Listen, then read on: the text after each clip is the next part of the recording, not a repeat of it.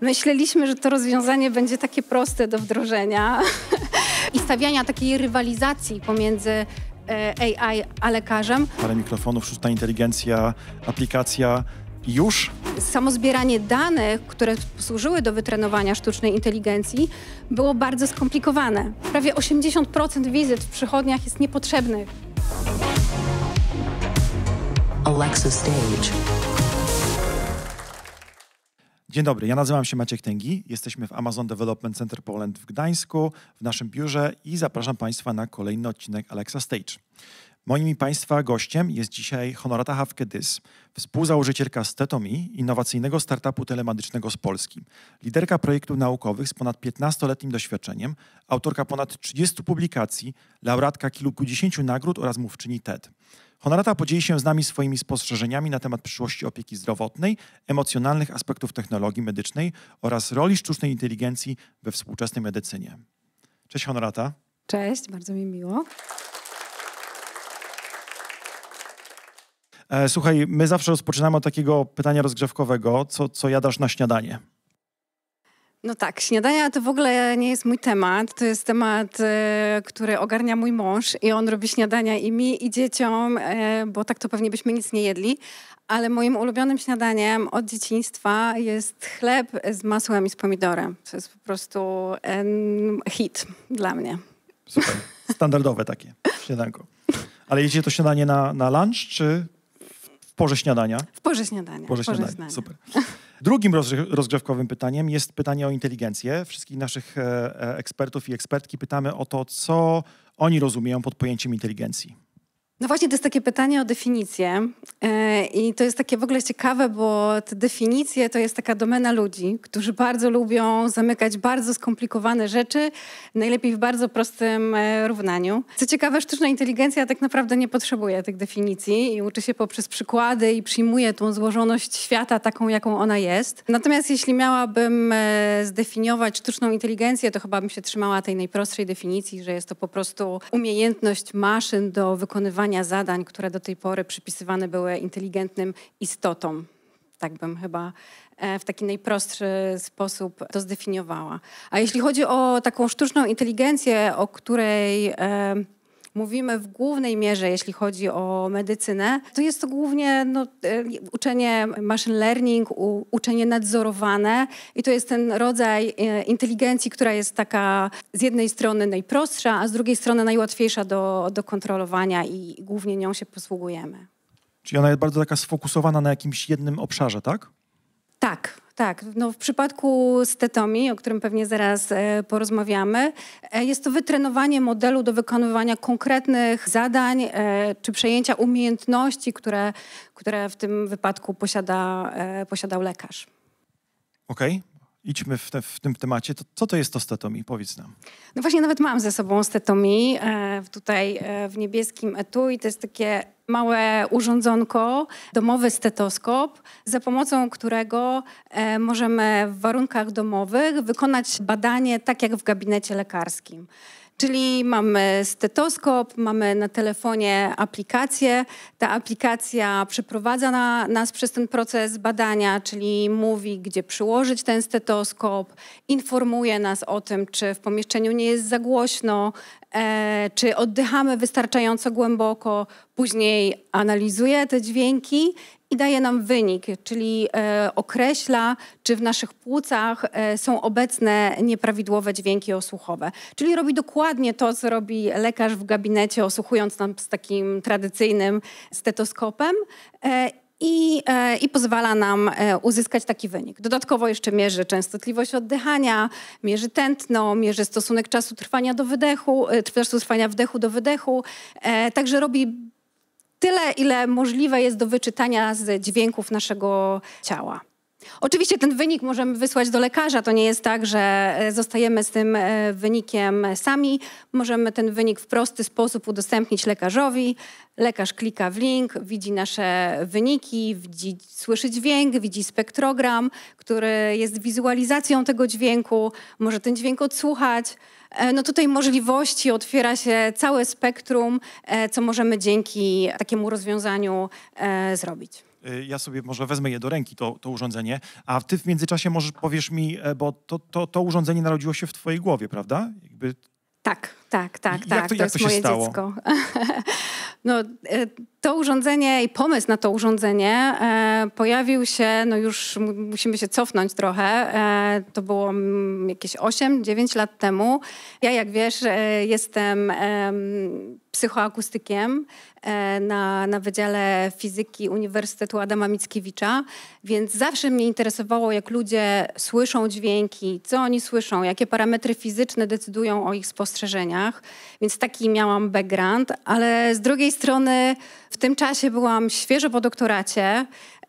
Na pokładzie była już wtedy 2 dzieci i te dzieciaki, no mówiąc wprost, odkąd poszły do instytucji publicznych, do żłobka, do przedszkola, a poszły dosyć wcześnie, bo w tamtych czasach to w ogóle urlop macierzyński to były 3 miesiące. Co ciekawe, na te 3 miesiące nie dostawało się na przykład stypendium doktoranckiego, więc to było w ogóle niezła zabawa do ogarnięcia. Ale jak już poszły do tego przedszkola czy żłobka, no to standardowy taki proces to jest tydzień w domu, tydzień w przedszkolu, Ty tak? miałaś tydzień nawet w przedszkolu. Ja miałem 2 dni w przedszkolu i 2 tygodnie w domu.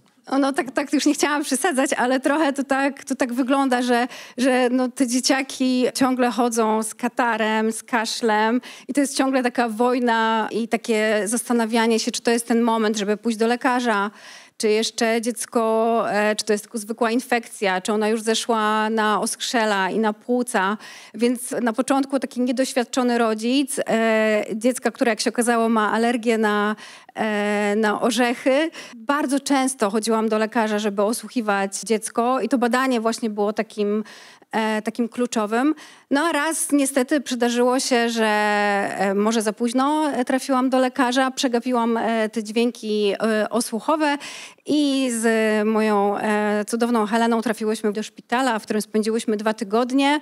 A w szpitalu, jak wiadomo, ma się dużo czasu, dużo rodziców, dużo dzieci, dużo czasu przy łóżeczku do przemyślenia i obserwowałam lekarzy, studentów, którzy przychodzili do mojej córki, głównie ją osłuchując. Słuchałam, co mówią i bardzo mnie zaciekawiło to, co słyszą, ale też sobie pomyślałam, że no skoro oni słyszą te dźwięki, to można by pomyśleć o takim urządzeniu, które też by te dźwięki wyłapywało, klasyfikowało i ułatwiło życie tak wielu rodzicom na całym świecie, żeby już w domu mogli sprawdzić, czy w płucach nie dzieje się nic niepokojącego, by może w przyszłości skrócić właśnie czas hospitalizacji i obserwować takich pacjentów w warunkach domowych. Więc te kropki to z jednej strony takie właśnie bycie na uczelni psychofizykiem, z drugiej strony bycie rodzicem, a z trzeciej taka trochę też frustracja,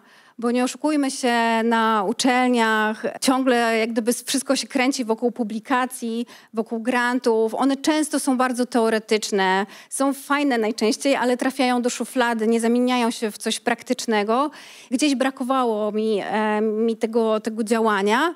I trochę taki łód szczęścia, bo akurat kolega mówi, wiesz, taka firma programistyczna szuka pomysłu, chcą rozwijać coś, może się spotkacie i pogadacie. I od tego momentu to poszło. Jak gdyby spotkaliśmy się, nas w sumie w Stetomi jest 5 founderów, ja i 4 moich kolegów i stwierdziliśmy, że to jest fajny pomysł. Sprawdziliśmy, że takich rozwiązań na świecie nie ma. Myśleliśmy, że to rozwiązanie będzie takie proste do wdrożenia, więc mieliśmy dużo w sobie takiej dziecięcej chęci zmiany świata i zawojowania świata. I tak się rozpoczęła przygoda ze Stetomi i zajęło nam trochę czasu, żeby to rozwiązanie trafiło na rynek. Czy to było tak, że ty w tym szpitalu sobie pomyślałaś, dobra, to tam zbuduję sobie takie urządzenie, parę mikrofonów, sztuczna inteligencja, aplikacja i już? Nie, w szpitalu, szczerze powiedziawszy, głównie myślałam sobie, Jezu, co oni tam słyszą? Jak lekarz siedząc mówił, a tutaj rzężenia, a tutaj świsty. Bardziej interesowała mnie ta część taka psychoakustyczna i od niej w sumie zaczęły się badania i to percepcja tych dźwięków osłuchowych stała się tematem moich działań naukowych. Z tego powstała praca magisterska, zresztą inżyniera, który do dzisiaj z nami współpracuje w Stetomi. Ale w pewnym momencie gdzieś po prostu był ten moment, gdzie a może takie coś trzeba by zrobić, a to by było takie proste, no bo przecież co w tym trudnego? Zrobić mikrofon, zrobić prostą analizę, to na pewno jest proste. Okazało się, że proste nie jest, jest bardzo, bardzo skomplikowane, ale sama idea jest prosta i bardzo dużo ludzi udało się tą ideą zarazić i masa wspaniałych ludzi przy tym projekcie pracowała i pracuje. No okej, a teraz jeżeli chodzi o te algorytmy sztucznej inteligencji, to było tak, że faktycznie gdzieś tam na samym już początku myśleliście o tym, czy to wykorzystanie, czy zastosowanie algorytmów sztucznej inteligencji pojawiło się później? Pojawiło się dosyć szybko, zaraz po tym, jak zobaczyliśmy, że to, co pisze literatura, to, co jest w książkach, te wszystkie zakresy częstotliwości, w których występują świsty, czy właśnie te dźwięki nieprawidłowe, że to nie do końca się spina z rzeczywistością, że tak to ujmę. Wiedzieliśmy, że jedynym rozwiązaniem, żeby stworzyć coś, co robi coś tak subiektywnego, jak percepcja dźwięku, to jest sztuczna inteligencja. I wtedy jeszcze ta sztuczna inteligencja nie była taka modna i dosyć szybko to stwierdziliśmy, że to będzie dobre rozwiązanie. Zresztą właśnie osoby, z którymi wtedy zaczęliśmy współpracę, dosyć szybko nakierowały nas na te tory i się okazało, że to jest właściwie jedyne rozwiązanie w tym wypadku. Ja chciałem spytać, bo tutaj wspominałeś wcześniej, że zainteresowało cię, co tam ci lekarze słyszą i no w sumie właśnie o to chciałbym spytać. Co jest słyszalne przez stetomi? Czy ono jest rzeczywiście ograniczone? Czy, no wybacz, no bo nie mam wykształcenia medycznego, czy rzeczywiście te badania wykonywane stetoskopem są ograniczone tylko do płuc i serca, czy ono jest jeszcze w stanie usłyszeć trochę więcej? Na przykład, nie wiem, jakieś problemy ze stawami potencjalnie podczas ruchu. I tutaj drugie pytanie, bo tak sama nieco bagatelizując powiedziałaś, że to jest mikrofon i chciałbym spytać, bo o ile sama idea wydaje mi się bardzo fajna, takie umożliwienie ludziom prowadzenia jakby badań u siebie w domu, to czy już myśleliście w jakiś sposób, żeby to rozciągnąć na takie trochę bardziej skomplikowane sprzęty, jak na przykład, no nie wiem, coś może do rezonansu, czy coś w tym rodzaju? Czy da się to w ogóle zastąpić, ten specjalistyczny sprzęt ze szpitali? To jest bardzo fajne pytanie. To pierwsze, może zacznę od pierwszego w kontekście, czy stetomi słyszy więcej niż dźwięki płuca i serca. Ono nagrywa dźwięki, które pochodzą z ciała. To jest jak gdyby matryca mikrofonów, która jest w tym urządzeniu. Tutaj też dużo badań właśnie robiliśmy w Instytucie Akustyki w Komorze Bezechowej, bo też sporo pracy włożyliśmy w to, żeby ten dźwięk, który zbieramy z ciała, był wysokiej jakości i żeby odzwierciedlał też to, co lekarze słyszą w analogowych stetoskopach, bo nie chcieliśmy stworzyć takiego wrażenia, że nagrywamy i ten dźwięk, który ostatecznie i tak trafia do lekarza i on może go zweryfikować, żeby on jakkolwiek odbiegał. I tutaj badaliśmy i matryce mikrofonowe, i detektory piezoelektryczne, żeby tutaj wybrać najlepsze rozwiązanie. Ale tak, możemy nagrywać, natomiast oczywiście wymagałoby to wytrenowania sieci do wykrywania konkretnych nieprawidłowości. Jest parę pomysłów, gdzie jeszcze można to wykorzystywać, natomiast wydaje się, że z takiego praktycznego aspektu najlepszym rozwiązaniem były płuca, bo tutaj rzeczywiście nie ma takiego rozwiązania, zwłaszcza dla dzieci młodszych, poniżej 5 roku życia, które byłoby w stanie monitorować akurat płuca, bo u dzieci nie można wykonywać spirometrii, nawet pikflometria jest trudna do wykonania.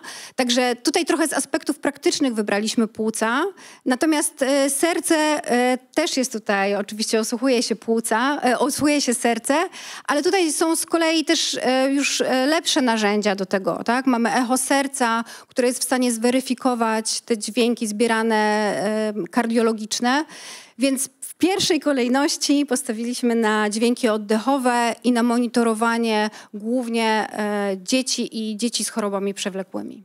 A drugie pytanie było, są startupy, które zajmują się oczywiście analizą obrazów z rezonansu magnetycznego, z tomografii. My nie wybiegamy aż tak daleko, mamy tyle jeszcze do zrobienia ze stetoskopem i z upowszechnieniem przede wszystkim tego rozwiązania, że na razie skupiamy się na tych rozwiązaniach dotyczących dźwięków z ciała.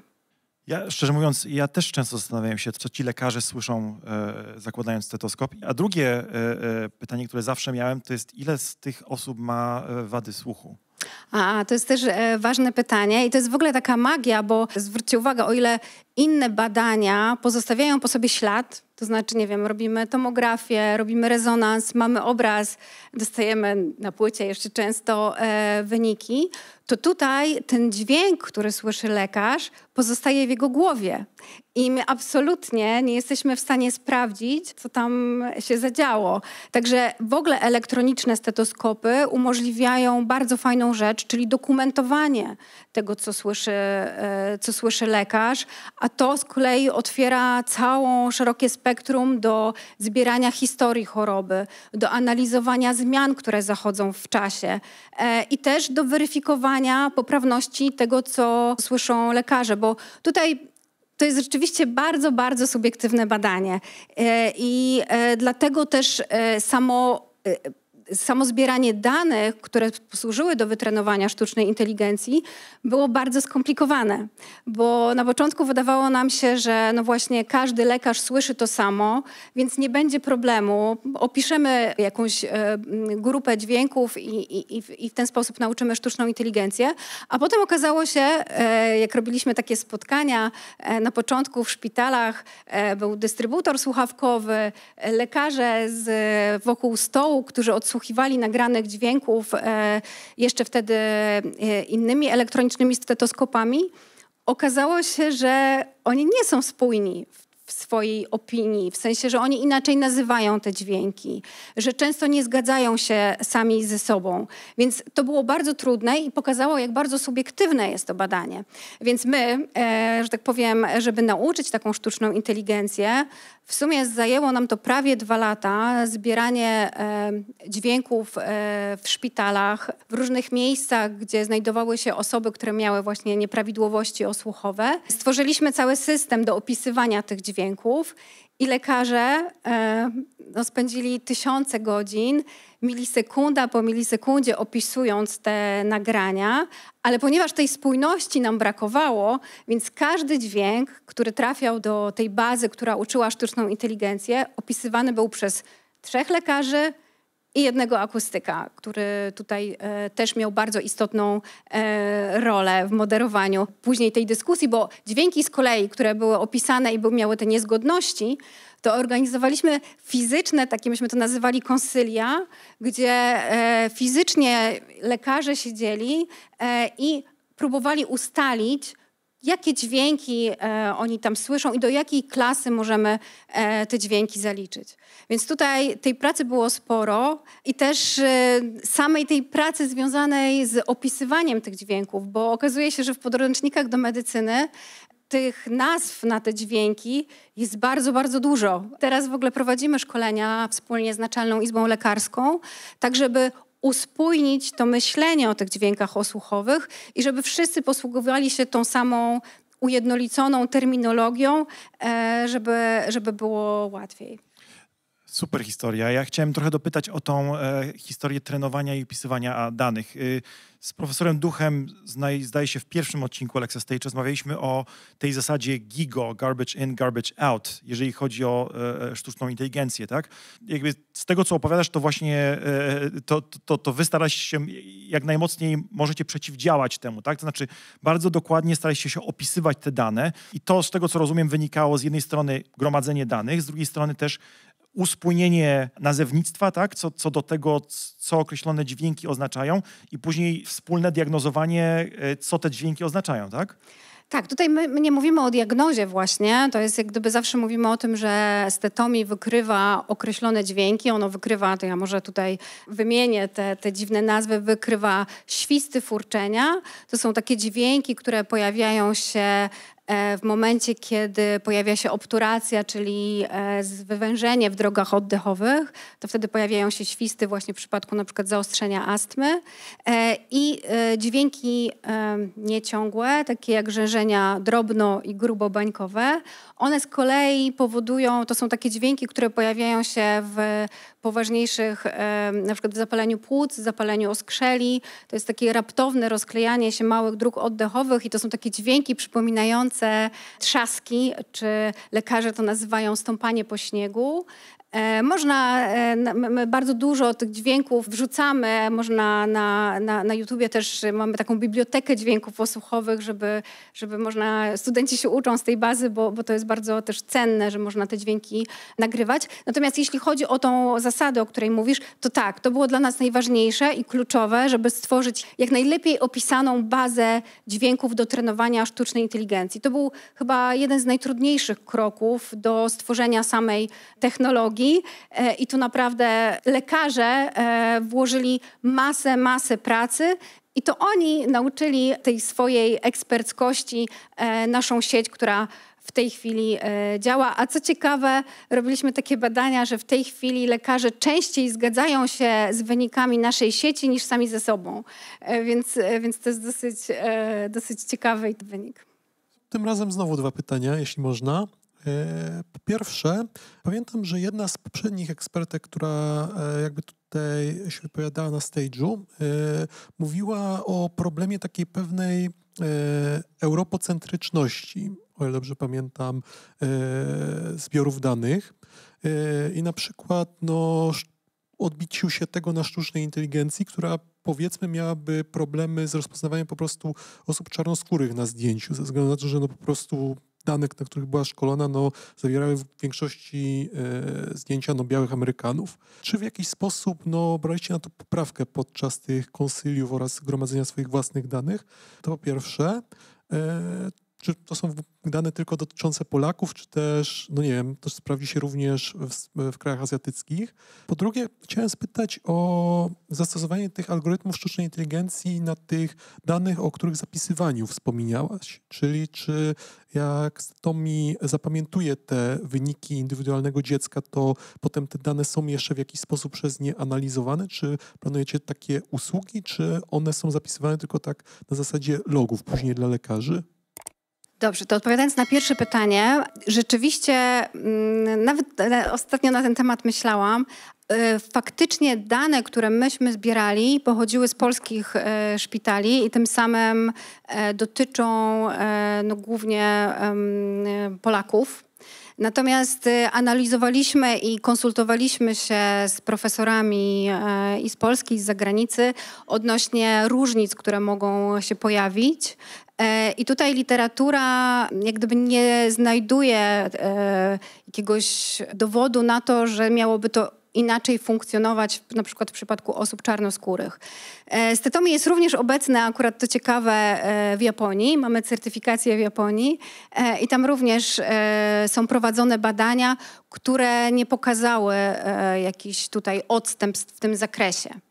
Natomiast z racji praktycznych, mówiąc wprost, z racji tego, jakie jako startup mieliśmy możliwości, to najprościej było jak gdyby poruszać się lokalnie i tutaj te dane były zbierane w polskich szpitalach, Później też w tej chwili jak gdyby Stetomi jest dostępne również we Francji, w Wielkiej Brytanii, więc jak gdyby ten pakiet danych się rozszerza, natomiast do certyfikacji zostały użyte dane zebrane w Polsce. A odpowiadając na drugie pytanie, które dotyczyło zachowywania danych. Tak. Jak gdyby jeśli chodzi o naszą sieć, ona jak gdyby podlega procesowi certyfikacji. Zarówno stetoskop, czyli to urządzenie, jak i algorytmy sztucznej inteligencji mają certyfikat medyczny. Jest to wyrób medyczny klasy 2A, więc podlegamy wszystkim regułom, jak każde urządzenie medyczne. Jest to dosyć wymagające i też jest to czasochłonny proces, więc ta sieć jest siecią zamkniętą. My jak gdyby po procesie certyfikacji już tych algorytmów nie douczamy. Zbieramy dane dane i jak mamy kolejną wersję, to jak gdyby ponownie musimy cały ten proces przejść od nowa i wtedy znowu on jest zamykany. Natomiast jeśli chodzi o tą historię uczenia się konkretnego pacjenta, to jak gdyby to jest koncepcja na rozwój stetomii. Właściwie mamy już w tym momencie zebrane dane, bo prowadziliśmy duże badania obserwacyjnie na grupie ponad 600 pacjentów z różnymi chorobami przewlekłymi. Byli to pacjenci z astmą, pacjenci, którzy przeszli COVID, pacjenci z przewlekłą obturacyjną chorobą płuc, pacjenci z mukowiscydozą i w tych badaniach właśnie robiliśmy tak, że pacjenci przez pierwszy tydzień osłuchiwali się 2 razy dziennie w warunkach, kiedy ich stan był stabilny albo byli w stanie zdrowia. I później zbieraliśmy przez okres ponad pół roku dane, również kiedy ta choroba się zaostrzała. I właśnie jesteśmy w trakcie właśnie tworzenia takiego indeksu, my to nazywamy roboczo PRI, personalizowany indeks oddechowy, gdzie sieć dodatkowo uczy się samego pacjenta, tego jak u niego wyglądają dane parametry. Bo wiemy, że jeżeli mamy pacjenta, który ma chorobę przewlekłą, no to dobrze jest wiedzieć, gdzie jest ta referencja, jak ten pacjent zachowuje się w momencie, kiedy jego stan jest stabilny, bądź jest po prostu w stanie zdrowia. Więc to jest jak gdyby rzecz, w której w trakcie jesteśmy. To jest oczywiście dosyć skomplikowane, żeby ten model certyfikować i tutaj jak gdyby w tym zakresie staramy się o patent, ale tak, to jest bardzo dobra droga, taka personalizowana medycyna i myślę, że to dzięki właśnie takim rozwiązaniom może iść w tym kierunku, które są, no, myślę, niezwykle korzystne dla pacjentów, zwłaszcza chorujących przewlekle. Okej, to ja chciałbym się teraz cofnąć jeszcze do tej drogi, do produktu. Czyli tak, masz pomysł, znajdujesz founderów, z którymi współpracujesz, wymyślacie, robicie badania, zbieracie dane, opisujecie te dane, ustalacie z tymi lekarzami tą nomenklaturę, no i macie ten algorytm. I co? I już jest produkt wtedy, czy nie? Brzmi to prosto. Nasz produkt jest, no nie chcę powiedzieć, jest wybitnie skomplikowany, no bo mamy urządzenie, mamy hardware, mamy rozwiązanie algorytmiczne, działamy w obszarze rynku regulowanego, w dodatku w obszarze zdrowia, który jak wiemy no, dosyć trudno się zmienia i jest dosyć odporny na innowacje, tak bym to ujęła. Więc to nie było takie proste. Natomiast faktycznie musieliśmy stworzyć urządzenie. Na początku w ogóle myśleliśmy, że nie będzie takiej potrzeby, bo na rynku były już elektroniczne stetoskopy, głównie przewidziane dla lekarzy, właśnie żeby wzmocnić dźwięk, żeby oni mogli wyraźniej słyszeć dźwięki osłuchowe, ale okazało się, że one nie spełniają naszych kryteriów. Myśleliśmy tylko, żeby zrobić algorytmy do tych stetoskopów. Po pierwsze, te stetoskopy nie nadawały się do użycia domowego. Nam zależało, żeby to rozwiązanie rodzic mógł po prostu właśnie wyjąć z takiego etui, w prosty sposób przeprowadzić to badanie. Ten proces badania też jest mega, mega istotny, jak się okazało, żeby ten dźwięk, który on zbierze, miał taką jakość, która pozwala w ogóle na analizę tego dźwięku. No a jeśli chodzi o algorytmy, to też tak nie było, że poszliśmy do lekarzy i oni powiedzieli: wspaniale, chodźcie, zapraszamy do szpitala, możecie nagrywać dźwięki.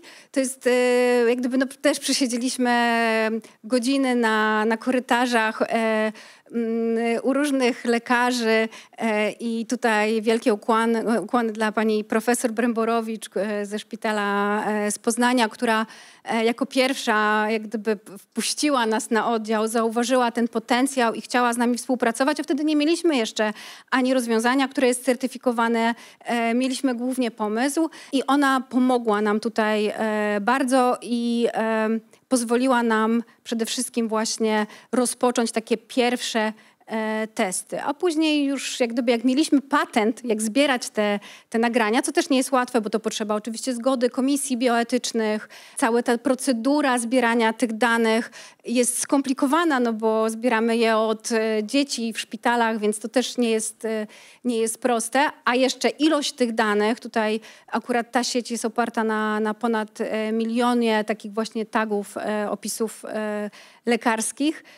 Więc w sumie tak jak patrzę na to sama nie wiem, jak to było możliwe, bo naprawdę nie spodziewaliśmy się, ale jak już zaczęliśmy, no to trzeba było skończyć. Więc tutaj i praca związana z designem urządzenia, i praca związana z akustyką, z tym, jak zbierać dźwięk, jak zbierać noise, i praca z użytecznością olbrzymia, no bo właśnie chcieliśmy stworzyć coś, co będzie proste dla użytkownika i musieliśmy w trakcie certyfikacji udowodnić, że taka mama w domu czy tata jest w stanie zebrać te dźwięki w określonej jakości.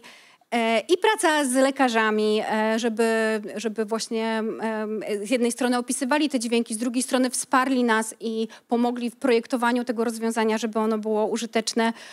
Także tych kątów jest sporo i to nam zajęło trochę czasu. Jest to nie tylko jakby urządzenie, jest to też cały ekosystem, który jakby był potrzebny, żeby to urządzenie działało z określoną dokładnością i przeszło certyfikację, tak? Tak, dokładnie. A powiedz mi, często w wywiadach wspomina, że ten pomysł na urządzenie generalnie był, jego podstawą było to, żeby wesprzeć lekarzy właśnie w diagnozie, tak? W postawieniu tej diagnozy.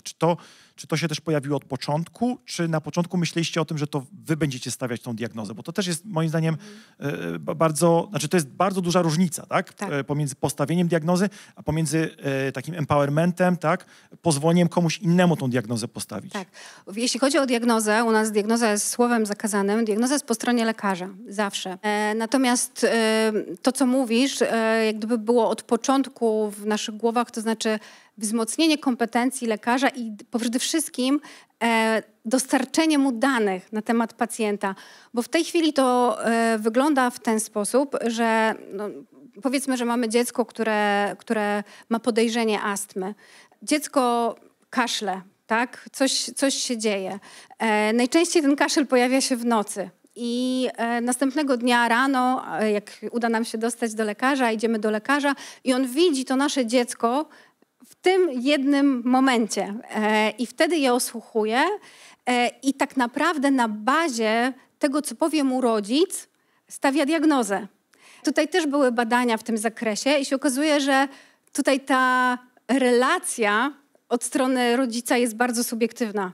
To pewnie wszyscy wiedzą, że ja na przykład zawsze gdzieś tam panikuję i wydawało mi się, że oj, to już było tak tragicznie, a z kolei mój mąż, właściwie to tam trochę pokaszlała, nie?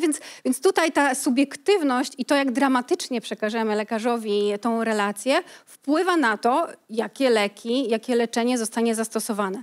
Mając takie rozwiązanie, nie dość, że lekarzowi jest łatwiej rozpoznawać te dźwięki, to on ma dokumentację. Przychodzi pacjent na wizytę i mówi: pani doktorze, czy pani doktor, moje dziecko w nocy miało kaszel, osłuchałam je, tutaj są wyniki z ostatniego tygodnia i lekarz może zobaczyć, co się tam wydarzyło i podjąć decyzję w oparciu o obiektywne dane.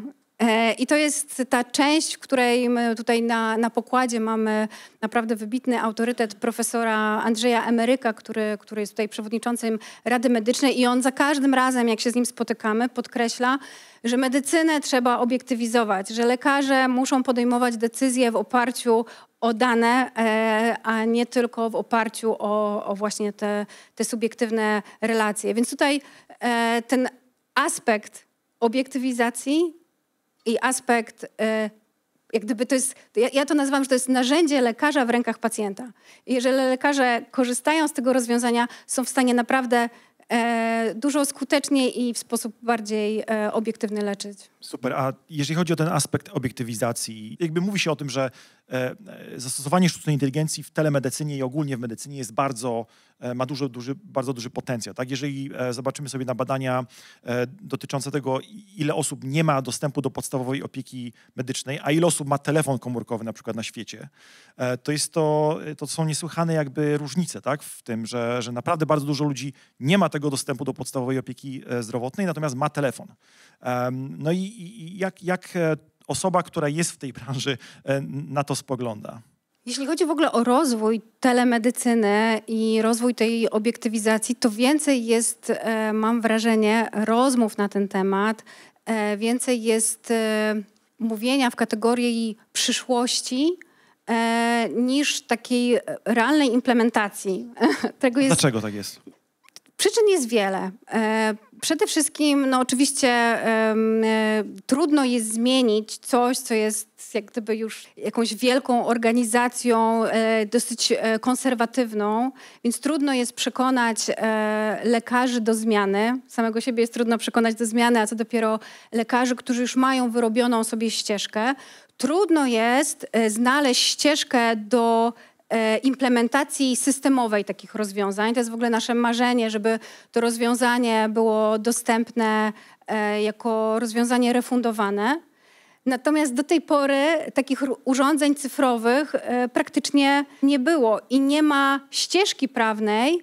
Ona cały czas jest wytwarzana, jak takie urządzenia wdrażać i jak to zmieniać systemowo. Więc często niestety właśnie słowo telemedycyna kojarzy nam się z rozmową z lekarzem przez telefon. I tak to też wyglądało w momencie, kiedy wybuchła pandemia, gdzie ten kontakt z lekarzem był ograniczony i odbywał się za pomocą rozmowy telefonicznej. Natomiast w sumie do dzisiaj teraz tworzą się nowe organizacje, które nad tym pracują. Jest Telemedyczna Grupa Robocza, Stowarzyszenie AI w Zdrowiu. Jak gdyby tych organizacji jest coraz więcej, które próbują to przyspieszyć. Natomiast no, cały czas nie ma jeszcze takich wytycznych, jak właśnie taka telekonsultacja powinna wyglądać. W Polsce na przykład jest opieka koordynowana, która pozwala na przykład właśnie takim przechodniom opieki zdrowotnej opiekować się pacjentami z chorobami przewlekłymi, astmą i świetnie takie rozwiązania w takim układzie byłyby adoptowane, ale to wymaga czasu i to na pewno nie jest proces, który można zakończyć szybko, a regulacje temu nie pomagają. A jeżeli weźmiemy sobie przykład, nie wiem, czy to jest w sumie, znaczy to jest dużo prostszy przykład, tak? Ale jeżeli zobaczymy sobie termometry, na przykład do pomiaru temperatury ciała, tak? No to one przeszły ten proces digitalizacji generalnie. Tam jest już dosyć dużo urządzeń, które też potrafi zapisać tą temperaturę jakby właśnie historyczną, tak? Jakby pacjenta. Czy to po prostu zaczęło się dużo wcześniej?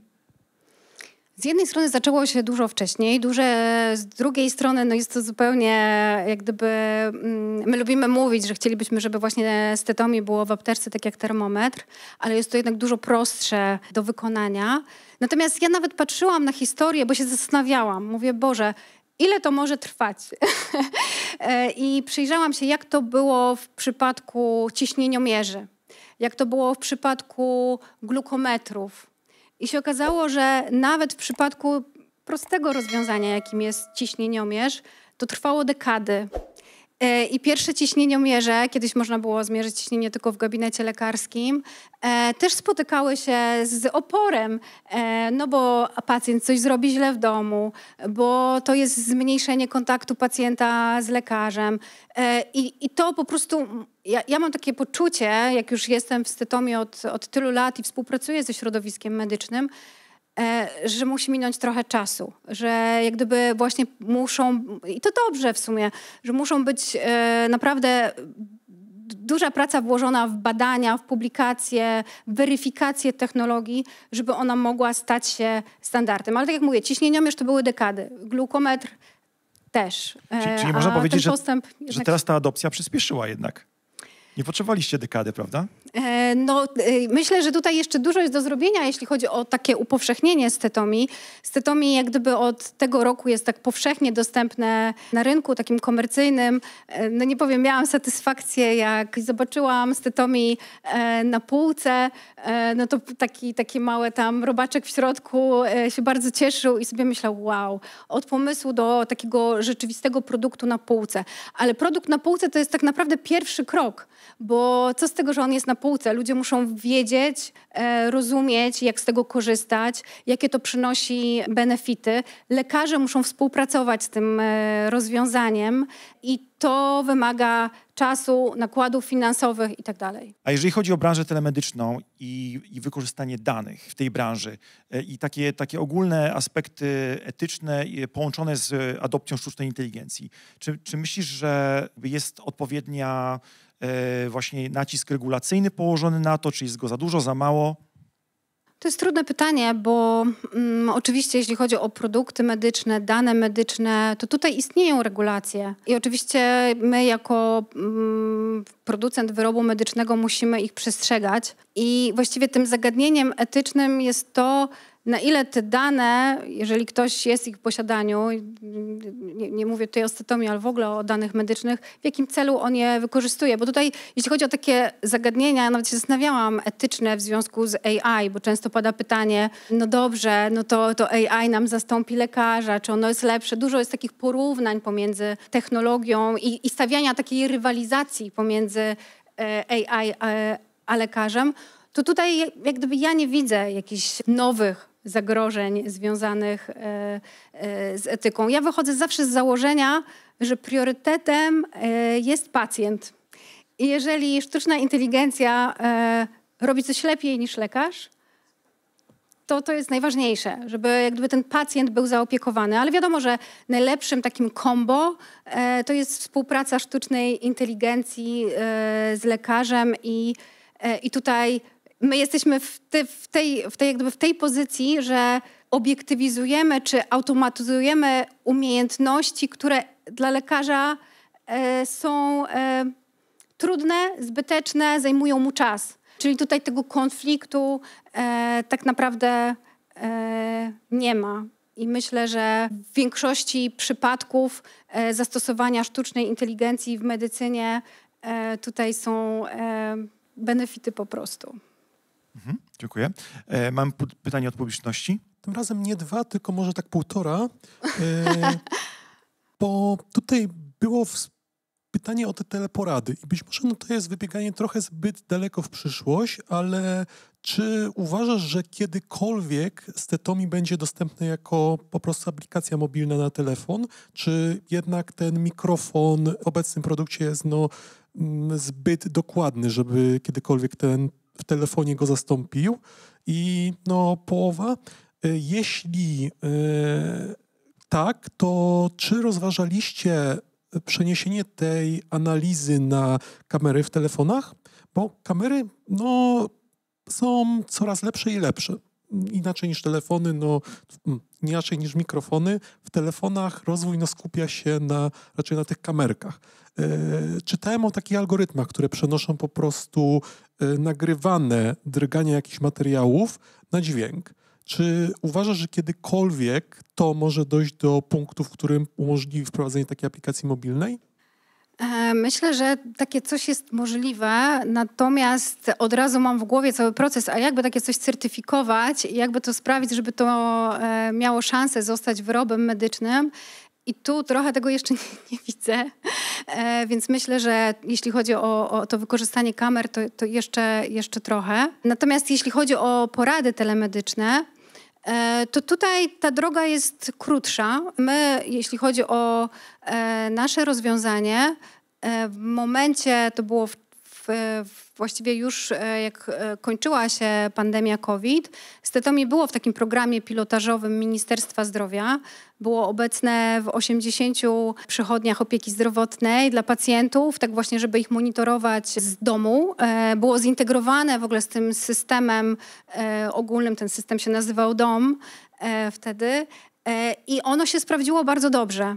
Natomiast tutaj zawsze w momencie, kiedy mówimy o medycynie, mówimy o tej publicznej opiece zdrowotnej, no to tutaj wchodzi w grę oczywiście polityka, to co się dzieje, jak to się, jak gdyby, no wiadomo, tu potrzebna jest cierpliwość, wytrwałość i dużo uśmiechu. W każdym razie jest to możliwe i tak samo w tej chwili po takim nagraniu dźwięku możemy ten dźwięk bez problemu wysłać, ta jego jakość odbierana przez lekarza jest wystarczająca. Ale jeśli chodzi o wykorzystanie, bo pewnie pytanie dotyczyło mikrofonu w telefonie, to robiliśmy takie eksperymenty, przyznaję, bo zawsze, że tak powiem, no jak ma się sprytny team R&D, to testujemy wszystko. I ta jakość jest dosyć niska. Więc tutaj nie możemy w momencie, kiedy mówimy o zdrowiu, pozwolić sobie na takie kompromisy, zwłaszcza, że te dźwięki są bardzo subtelne, bardzo ciche. A jak jeszcze powiemy, że zbieramy je od dzieci, które się wiercą, kręcą i naprawdę utrzymanie takiego 3-latka 15 sekund, żeby po prostu stabilnie i równo oddychał, to jest wyzwanie. Także tutaj nie wydaje mi się to dobrym pomysłem, że lepiej jednak mieć rozwiązanie jakościowe, aczkolwiek nie mówię, że to jest całkowicie niemożliwe, bo te głośne świsty da się również takim zwykłym, prostym mikrofonem telefonicznym jakkolwiek włapać, ale nie w takiej jakości, jakbyśmy chcieli robić to, jeśli chodzi o diagnostykę medyczną. No to jest pewnie tak, że każdy element łańcucha, tak, gdzie masz jakąś degradację tego sygnału, tak, powoduje, że końcowa ocena, tak, nawet nie diagnoza, tylko końcowa jakość jest adekwatna. Słuchaj, Honorata, a Stetomi powstało w Polsce. Ja się tak zastanawiam, czy ten ekosystem takiej polskiej przedsiębiorczości miał jakiś wpływ na rozwój waszego produktu? Czy było łatwiej albo trudniej? To jest takie pytanie, które z serii dla osoby, która zajmuje się nauką, wymagałoby porównania, żeby zobaczyć, jak to by było, jakbyśmy, nie wiem, przenieśli się w inne miejsce na ziemi i spróbowali tam rozwijać ten startup. Myślę, że to, co tutaj mamy unikalnego, to przede wszystkim naukowców, inżynierów. Ja tutaj podczas tej całej drogi w Stetomi napotkałam taką ilość genialnych umysłów.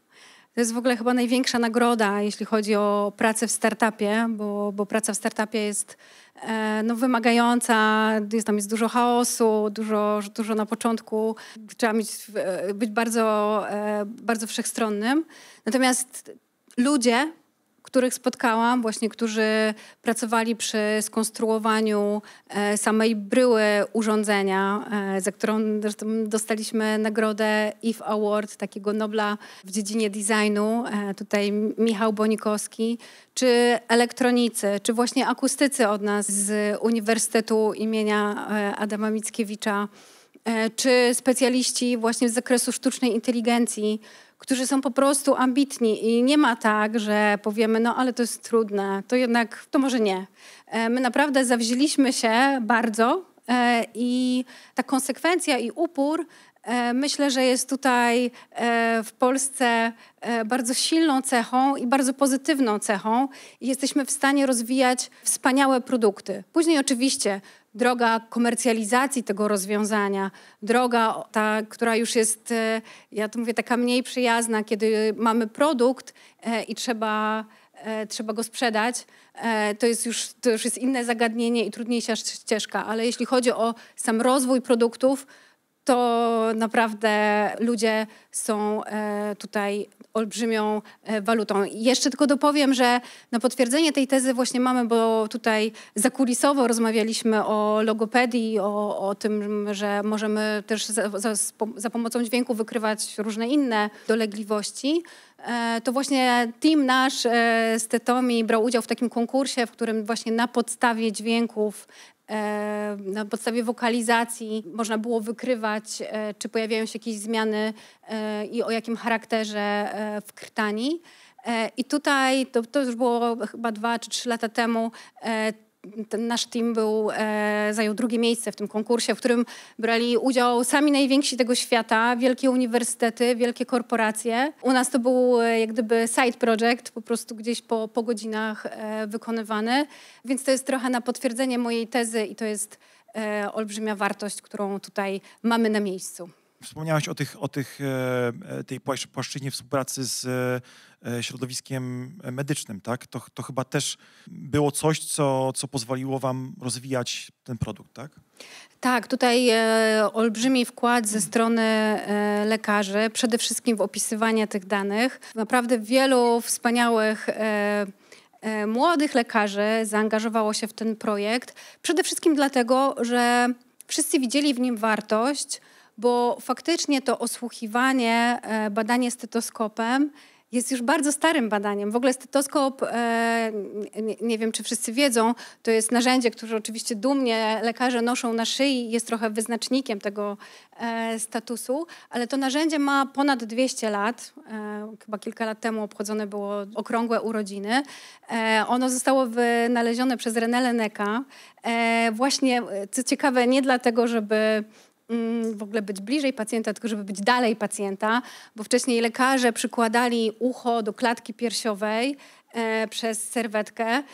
Często zarażali się różnymi chorobami, no i ten René Lenec zwinął tekturę w tubę i tak powstał pierwszy stetoskop i tak naprawdę od tego prototypu do tego, co lekarze teraz mają na szyjach, nie jest taka daleka droga. Co ciekawe, Lenec też zaraził się od swojego pacjenta gruźlicą i zmarł na gruźlicę. Natomiast tą motywacją Leneca było oddalenie się od pacjenta. I to jest takie ciekawe, bo teraz ten właśnie nasz stetoskop, który swoją drogą, ta jego główka w zamierzeniu projektanta miała właśnie przypominać głowicę analogowego stetoskopu, no umożliwia to wyciągnięcie tego ucha lekarskiego i właściwie zamknięcie ucha lekarskiego w apteczce. Bo ja zawsze tak opowiadam, że to nie jest tak, że to jest algorytm, to jest tak naprawdę zasymulowanie układu słuchowego lekarza z jego wszystkimi właśnie niuansami i to, że te algorytmy słuchają jak ten cały zespół specjalistów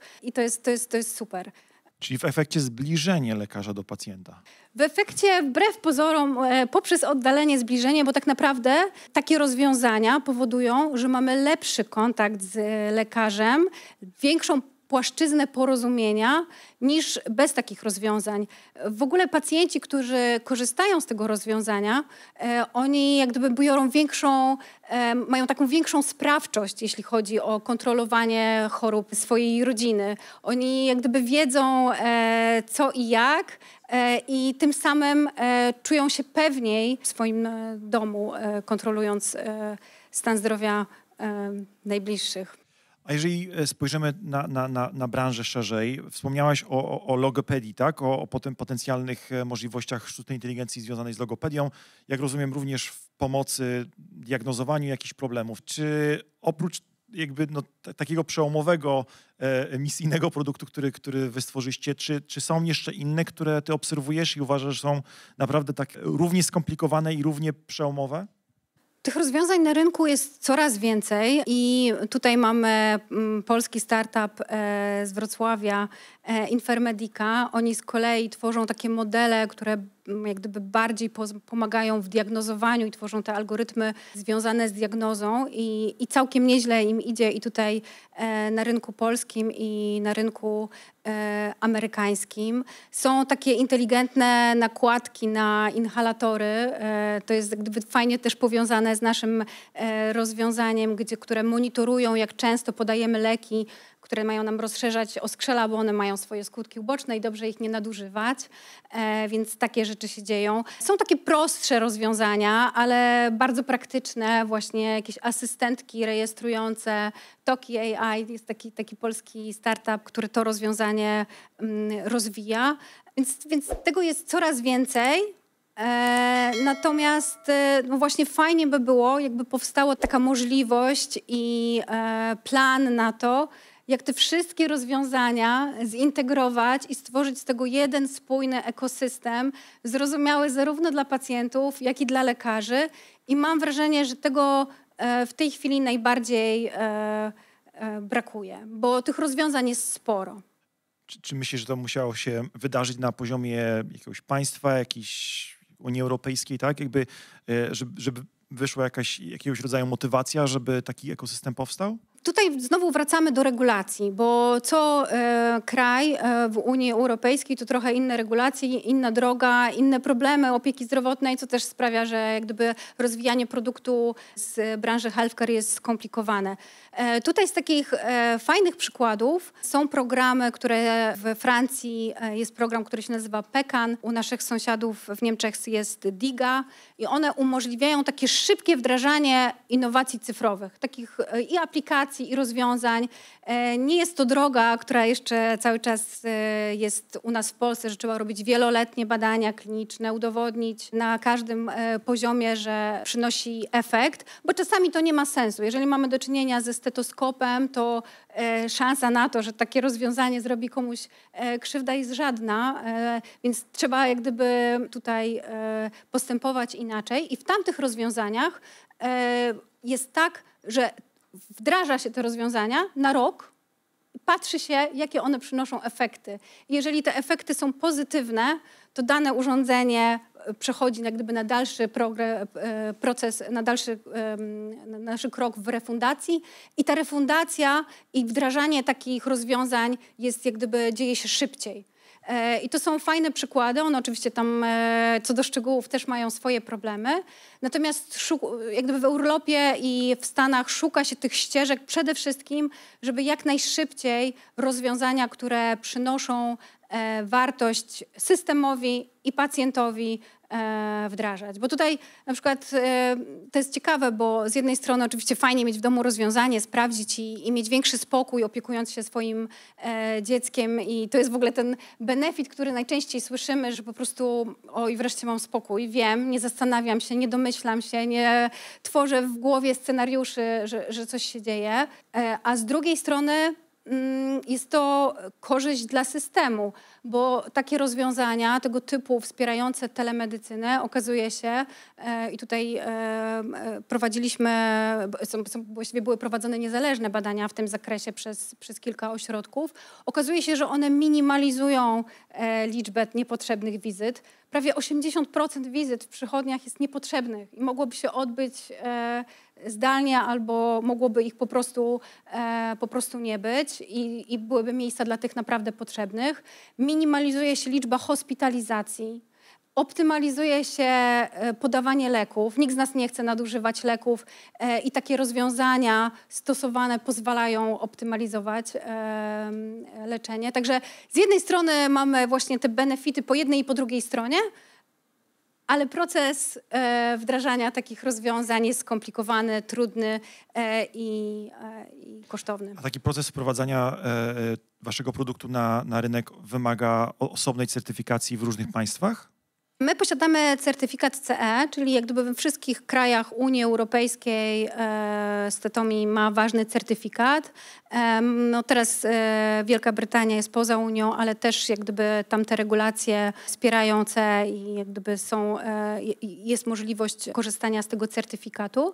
Natomiast jeżeli byśmy chcieli, to jest też, że tak powiem, wizja nasza długoterminowa, wejść na przykład na rynek amerykański, który jest znany z tego, że szybko tam się adaptują tego typu technologie. Są olbrzymie odległości, więc ta telemedycyna tam jest bardzo potrzebna. To potrzebna jest certyfikacja FDA, która też jest wymagająca, czasochłonna i kosztochłonna. Natomiast tutaj jak gdyby cały proces zaczyna się trochę od nowa. No to już uchyliła się rąbka tajemnicy o wasze przyszłe plany. A czy macie jeszcze jakieś inne plany związane ze Stetomi tutaj w Europie? W tej chwili od stycznia chcieliśmy jak najszerzej trafić do ludzi. Każdy może ten produkt kupić i korzystać. Chcemy w najbliższym czasie, myślę, że w tym miesiącu pojawić się na Amazonie we Francji i w UK i tam rozpocząć sprzedaż. No i tak myślimy o Stanach.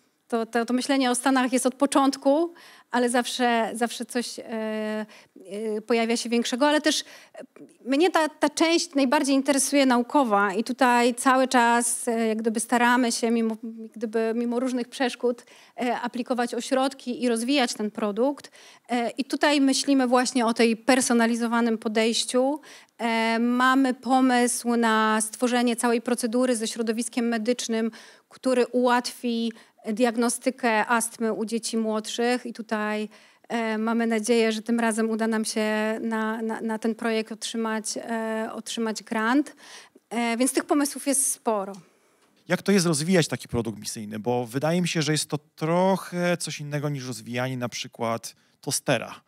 Tak? Tu na pewno są prawdziwe emocje, które grają rolę jakby w waszej pracy. Pomagacie prawdziwym ludziom, którzy, tak jak powiedziałaś, mają konkretne benefity i jakby po stronie pacjenta i po stronie takiego odciążania systemu medycznego ogólnie, tak?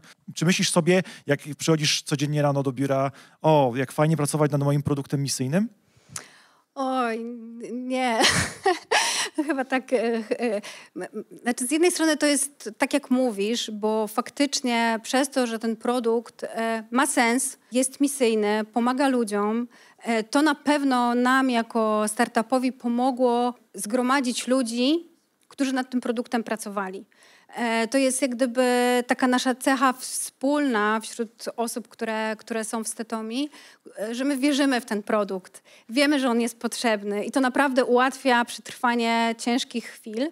Natomiast też trzeba pamiętać, że jesteśmy startupem, jesteśmy firmą. Mamy na swoim pokładzie inwestorów venture capital, którzy oczywiście fajnie, że myślą o misji, ale oni patrzą w tabelki, w Excela. Sprzedaż jest mega istotnym elementem każdego startupu i my jako ten startup misyjny cały czas potrzebujemy, szukamy inwestorów i w tym całym takim pięknym wizji, którą tutaj rozsiewam, bo to rzeczywiście jest fajny produkt, cały czas gdyby jesteśmy albo w trakcie pozyskiwania rundy, albo jak gdyby to wszystko się kręci wokół pozyskiwania środków, żeby takie produkty mogły na rynku zaistnieć. My jesteśmy cały czas małą firmą, nas na pokładzie jest w tej chwili na pewno mniej niż 20 osób, a produkcja, certyfikacja, komunikacja, to jest jak gdyby obowiązują nas takie same reguły jak wielkie firmy farmaceutyczne. Więc tak, jak już nie mamy sił i padamy na podłogę, to sobie myślimy, rozwijam produkt misyjny, muszę wytrzymać, ale świat jaki jest, taki jest. Super, czyli musisz generalnie zbalansować tą swoją misyjność z potrzebami inwestorów i jakby tego, żebyście mieli też finansowanie. Tak. Wspominałaś tutaj o jakby tej kwestii obiektywizacji tych badań medycznych, i o tym, jak badanie stereoskopem jest subiektywne. I chciałem spytać, czy już pojawił się jakiś konflikt na tym tle, bo wyobrażam sobie taką sytuację, w której lekarz po prostu ma wyniki analizy ze stetomii, a mimo tego decyduje się postawić diagnozę, że na przykład z dzieckiem jest wszystko w porządku, która to diagnoza jest błędna, i to prowadzi do jakichś komplikacji. I czy w takim wypadku można w jakiś sposób poprzeć się stetomii przy próbie udowodnienia tego, że to rzeczywiście był jakiś błąd medyczny i że tak jednak nie powinno być? To jest dobre pytanie, bo od początku zmagamy się z tym, że faktycznie może tak być, że stetomii powie, wykryłem dźwięk a lekarz powie, a ja słyszę dźwięk B. Najczęściej to nie jest tak, że lekarz słysząc dźwięki ze stetomii, widząc analizę, mówi nie zgadzam się z tą analizą. To jest bardzo rzadki przypadek i w sumie nie wiem, czy z takim akurat się spotkaliśmy, ale zdarzają się przypadki, że lekarz słucha swoim analogowym stetoskopem i mówi, że jest inaczej. I to jest dla nas bardzo trudna sytuacja, bo my nie mamy jak porównać tego, co słyszy lekarz i jak gdyby zweryfikować obiektywnie, kto tutaj miał rację.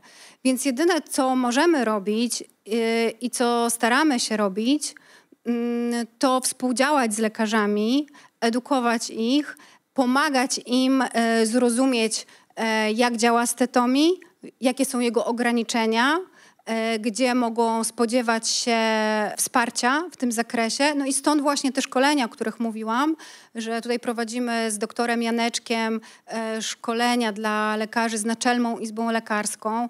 Staramy się dźwięki ze stetomii umieszczać we wszystkich możliwych miejscach, w których edukują się studenci, tak żeby oni nabrali zaufania i przekonania do tego, że to jest obiektywne. Tworzymy bardzo dużą liczbę publikacji, bo w sumie odkąd właśnie jestem bardziej w stetomii niż na uniwersytecie, okazuje się, że jeszcze więcej tych publikacji się pojawia i lekarze chętnie współpracują przy publikacjach, więc to możemy robić. Natomiast ten spór kompetencyjny jest trudny, bo o ile algorytmy sztucznej inteligencji muszą przejść certyfikację, muszą wykazać jakąś określoną skuteczność, to spójrzmy na to, że lekarza nikt nie certyfikuje jego słuchu. Co więcej, nawet nie bada się słuchu, nie są obowiązkowe badania słuchu lekarzy, więc te umiejętności u lekarzy też są bardzo różne. Są wspaniali lekarze, eksperci, którzy wysłyszą każdy najmniejszy szmer i jest ich naprawdę sporo, ale też są lekarze, którzy mają,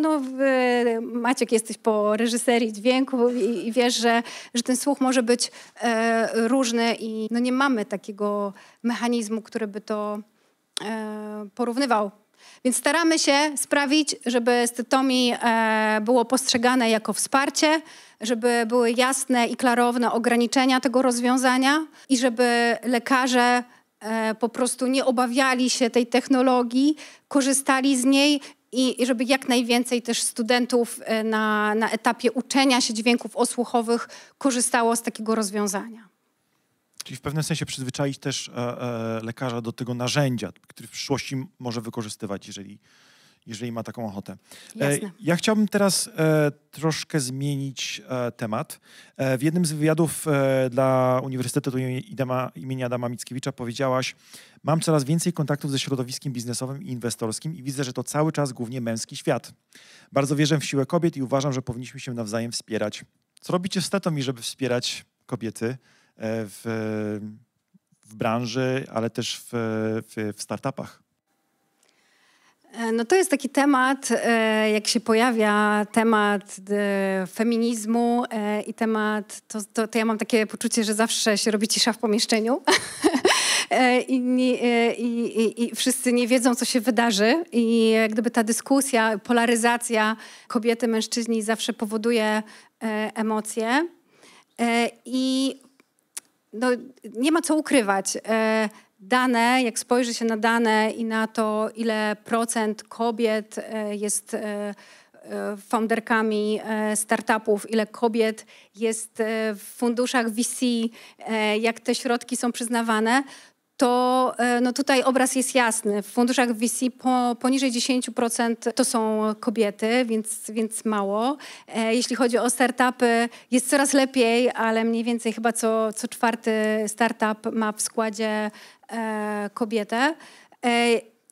Ja na to patrzę w ten sposób, że nie mogę złego słowa powiedzieć na temat swojego procesu edukacji i tego nie spotkałam się nigdy z zamierzoną jakąś dyskryminacją. Natomiast to, co widzę, to, że kobiety wprowadzają bardzo często na takich spotkaniach, na których bardzo często jestem jako jedyna reprezentantką płci pięknej, wprowadzają zupełnie inną perspektywę.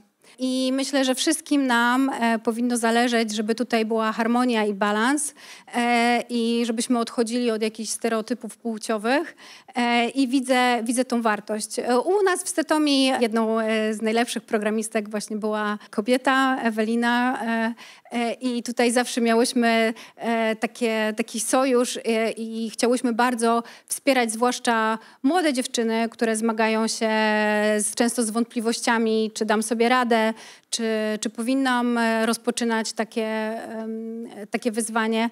No kiedyś powiem szczerze, trochę się obrażałam, bo mnóstwo jest takich konkursów female founder i sobie zawsze myślałam, no tak, jest female founder, ale male founder tak nie stosuje się i się trochę obrażałam i jak ktoś do mnie dzwonił i mówił, wiesz Honorata, mamy event, ale brakuje nam akurat kobiety, bo musi być tutaj, to sobie myślałam, no fajnie, no zapraszają mnie, bo jestem kobietą, a nie dlatego, że jestem ekspertką, ale teraz widzę, że to jest bardzo ważne, żeby kobiety pojawiały się, dlatego też tutaj się pojawiłam, dla młodszego pokolenia, które widząc, że po prostu pewne role tak samo pełnią i mężczyźni, i kobiety, zupełnie inaczej później kształtują swoją rzeczywistość. To nie dotyczy tylko kobiet. Fajnie, jak mężczyźni pojawiają się na przykład w szkołach jako nauczyciele języka polskiego i pokazuje się, że ten aspekt też jest zapełniony przez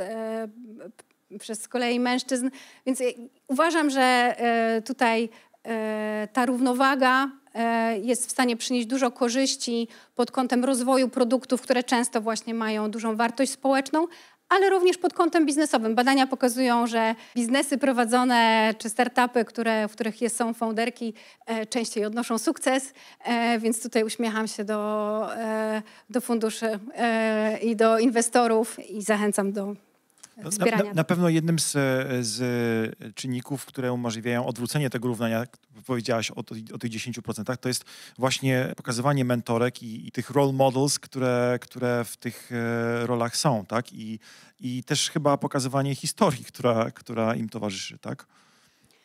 Tak, bo mam wrażenie, że w ogóle tak jak wracam myślami do szkoły, trochę od razu mam gęsią skórkę i sobie przypominam, to prawda jest taka, że niewiele ponad 100 lat temu kobiety otrzymały prawa wyborcze. Niewiele jeszcze Maria Curie-Skłodowska nie dlatego studiowała na Sorbonie, bo to był taki fancy uniwersytet, tylko w Polsce nie miała takiej możliwości. Kobiety nie mogły wtedy kończyć uniwersytetów. A w tej chwili, jak spojrzymy na przykład, jeśli chodzi o uniwersytety, to w tej chwili trochę się już nawet odwraca ten trend i mamy więcej tytułów naukowych przyznawanych kobietom i to jest super. Natomiast to, że więcej nas ma bardzo dobre wykształcenie i umiejętności, nie przekłada się trochę na te proporcje, zwłaszcza jeśli chodzi o zarządy i tutaj te wyższe stanowisko. Gdzieś po drodze pojawia się problem i fajnie by było, jakby tutaj mogła być w tej kwestii również równowaga. Słuchaj, wspomniałaś o tym, że jakie fajne, elektryzujące wrażenie to jest zobaczyć coś, co wcześniej było twoim marzeniem na półce w jakimś sklepie, jakby dotknąć tego produktu. Ja zastanawiam się, jakie ty masz rady dla founderek i founderów, którzy chcą zająć się innowacjami, niekoniecznie może na rynku medycznym, który jest bardzo trudny, jak już tutaj usłyszeliśmy, ale ogólnie jakby, którzy pracują ze sztuczną inteligencją i technologią? Zacząć. Najtrudniej jest zacząć. To jest w ogóle taki trochę banał, ale spotykam się z różnymi ludźmi i oni często, jak sobie właśnie siedzimy i gadamy, oni mi opowiadają o swoich pomysłach, o swoich wizjach. I te wizje, pomysły na świetne biznesy, różne rzeczy, no po prostu są odkładane na wieczne jutro. I tak samo było w moim przypadku, może dlatego w tą stronę idę, że jak gdyby pomysłów nigdy mi nie brakowało, natomiast jakoś nie było tego momentu, żeby ktoś mnie tak kopnął i powiedział, no dobra, to rób. I tutaj ja miałam to szczęście, że właśnie był ten zbieg okoliczności, że coś była ta iskra, która spowodowała, że w ogóle zaczęłam. I tak sobie myślę, że pewnie jest część osób, które zmaga się tak samo z tą prokrastynacją swoich pomysłów, więc przede wszystkim zacząć. Jest mnóstwo programów akceleracyjnych, świetnych, które są w stanie z naukowca zrobić biznesmena, które przeprowadzą za rączkę przez pewne etapy, które trzeba przejść i które trzeba wiedzieć. Więc możliwości jest mnóstwo, więc można działać. Zachęcamy do działania. Honorata, bardzo ci dziękuję. Moim państwa gościem dzisiaj była Honorata Hawkedys. Rozmawialiśmy o Stetomii, o branży telemedycznej, o wszystkich aspektach, które wiążą się z certyfikacją w tej branży, ale też przyszłości algorytmów sztucznej inteligencji. Ja tylko przypomnę, że wszystkie odcinki Alexa Stage mogą Państwo obejrzeć lub odsłuchać na naszych kanałach na YouTube, także w wersji z angielskimi napisami oraz na Spotify. Dziękuję bardzo.